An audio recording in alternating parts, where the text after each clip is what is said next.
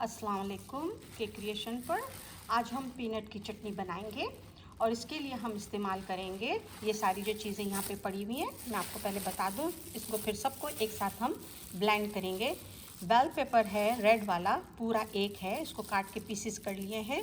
हरी मिर्च भी है 8 से 10 के करीब, इसको भी मैंने छोटे छोटे पीसेस कर लिए हैं। अदरक है 2 इंच के करीब, इनके भी पीसेस किए हुए हैं। लहसुन है 8 से 10 और ये पूरा बंच है हरा धनिया। और ये है लाल मिर्च 4 टीस्पून है। अगर आपकी मिर्च बहुत तेज़ है तो आप इसके अंदर में थोड़ी सी पेपरिका मिक्स कर लें।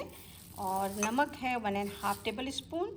और अगर आपको नमक भी कम या ज़्यादा लगे तो ये आप खुद भी एडजस्ट कर सकते हैं।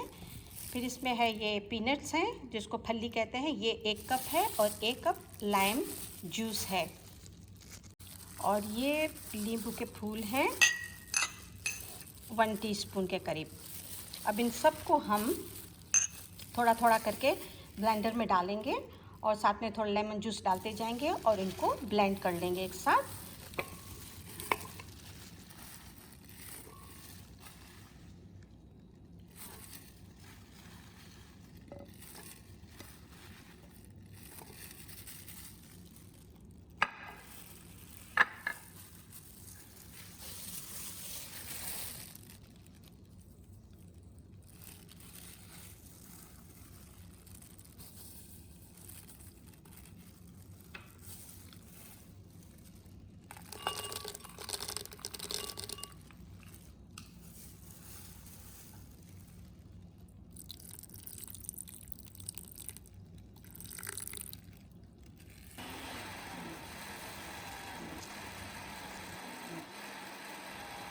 ये अच्छी तरह से हमारा पिस गया है।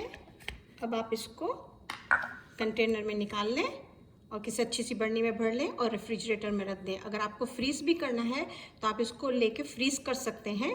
फ्रीज़ कर लें, आप इसको ट्रे में डाल दें, उसमें हल्के से कट निशान लगा दें। फ्रीज़ हो जाए तो फिर इसको निकाल के आप जिप लॉक में डाल के फ्रीज़ कर लें और जब आपको ज़रूरत हो आप निकाल के डिफ्रोस्ट कर सकते हैं। शुक्रिया।